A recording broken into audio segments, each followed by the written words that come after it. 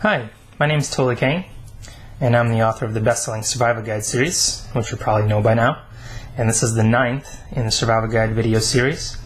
Today we're going to be deviating a little bit from standard procedure, and since March 16th marks the release of the new iPad, as it's being called, otherwise known as the iPad 3, I thought I'd do a little celebratory unboxing of Apple's latest gadget.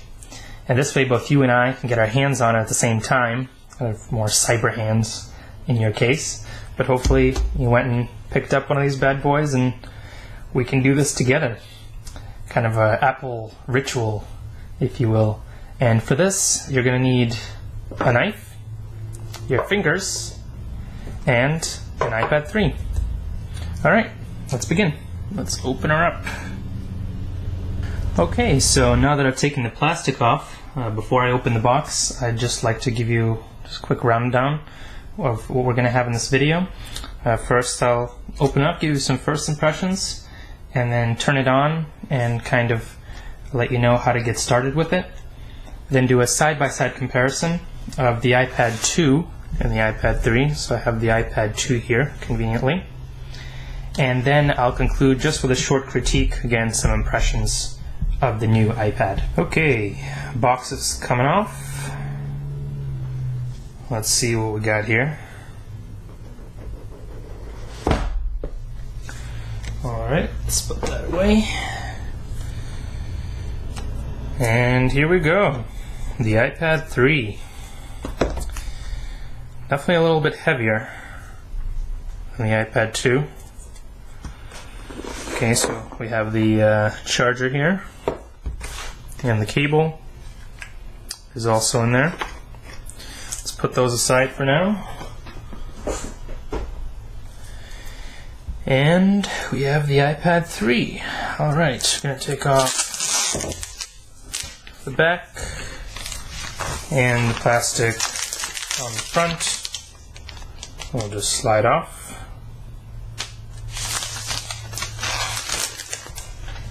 I swear that's how you're supposed to do it. And all the buttons and jacks are still in the exact same place. And got the volume controls and the switch for the mute and the screen rotation still here. The power button here on the back. And the camera is still in the back here. The connector down at the bottom. And you can't see it very well, but the power button is right around here. Home button, I'm sorry. And then the front-facing camera is here at the top. So it's pretty much the same as the iPad 2, with just some enhancements such as the screen and the camera is better, as you've heard, I'm sure. And we'll go over those later. Alright, there it is. Alright, let's hit that power button at the top. Wait for it to turn on. There's our Apple.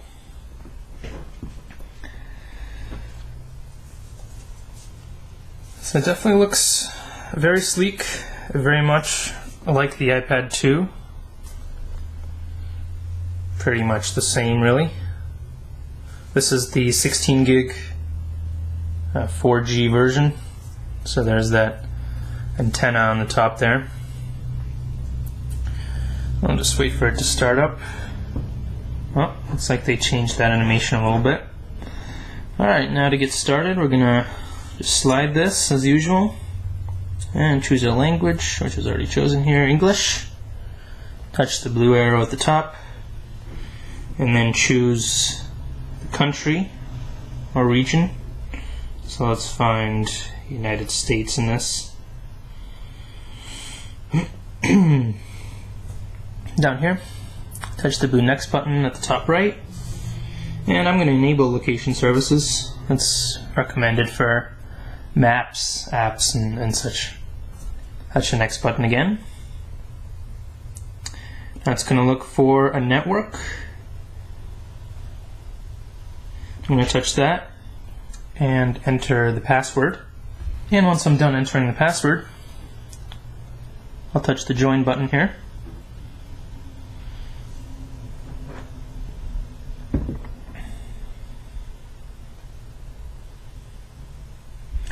And as you can see, with the check mark, it's connected to the network. And touch the next button. And once you see the setup iPad screen and setup new iPad is highlighted, you can always restore from your iCloud. And if you do that, it will ask you for your password. So set up new iPad. It's going to be very straightforward, but I'm going to show you how to restore from the iCloud. And that way you don't actually have to connect it to iTunes at all. But before I do that, I'm going to put it on the iPad dock here. So let's take a second to do that. Okay, now that we're all docked up here, let's restore from iCloud backup. So we now touch the next button at the top. And it's going to ask you for your Apple ID and your password, so I'm going to put that in. And when you're done putting those in, touch the next button at the top right again. And it's going to give you the terms and conditions here. And if you like, you can read them. So they've actually separated them now. So you can touch back to go back, and then just read the Game Center terms, iOS terms, privacy policy, and iCloud terms and conditions separately. And then when you're done here, touch the agree button at the bottom right. It's going to give you a confirmation screen. Touch the agree button again. And it's going to ask you to choose a backup. So if you have more than one, as I do here, so this one is called the iPhone 4 backup. I'm going to touch that one, that's the most recent, and touch restore. And it's going to give me confirmation. Touch the OK button, and it's going to restore from my backup in iCloud. And it gives you an estimated time remaining down here. Here it says less than 1 minute. So that's pretty quick. I guess I didn't have too much backed up on there. And once that finishes, the iPad looks like it's going to restart. So we'll just give it a minute here to load up again.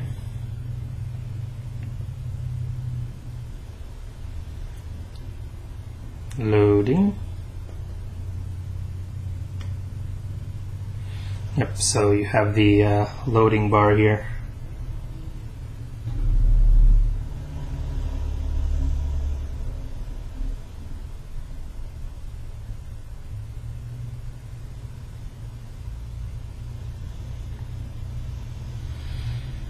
And once the backup is finished, you can slide to unlock again.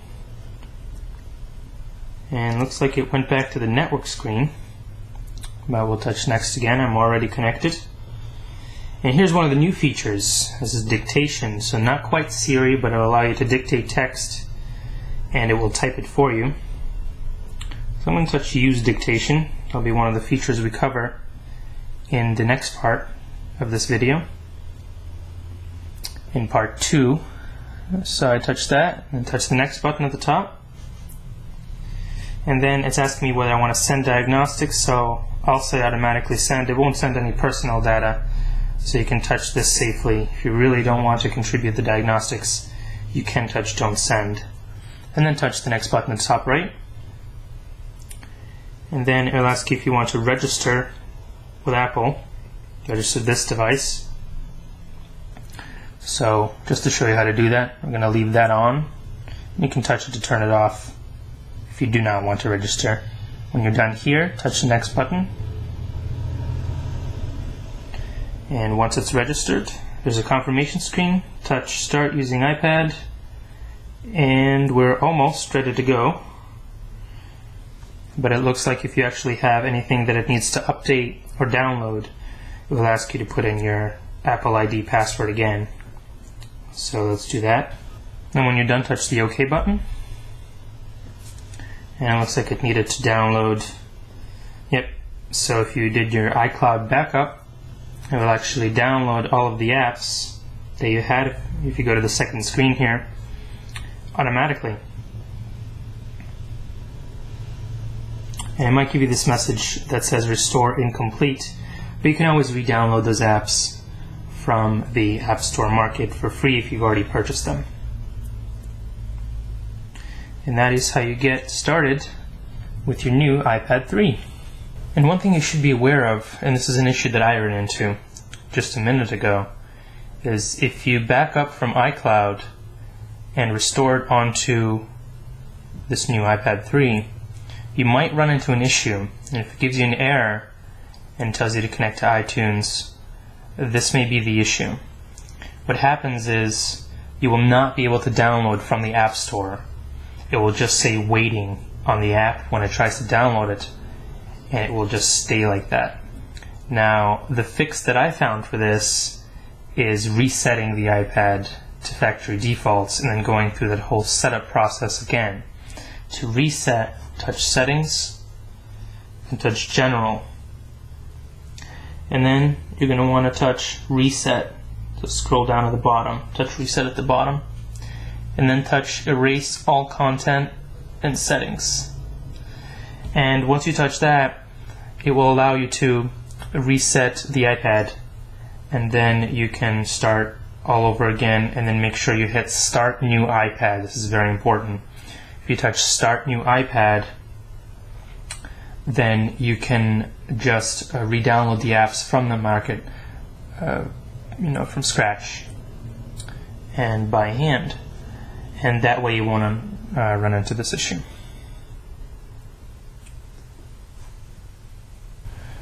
For the final segment of this video, I'd like to do a side-by-side comparison of the iPad 2 and the iPad 3. Now, there will be a part 2 to this video where I'll be describing the iPad 3 features. There are just a few that Apple added.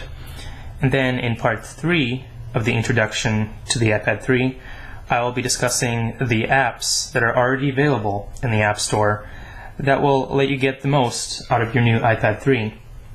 And it's amazing, as Apple would put it, graphics.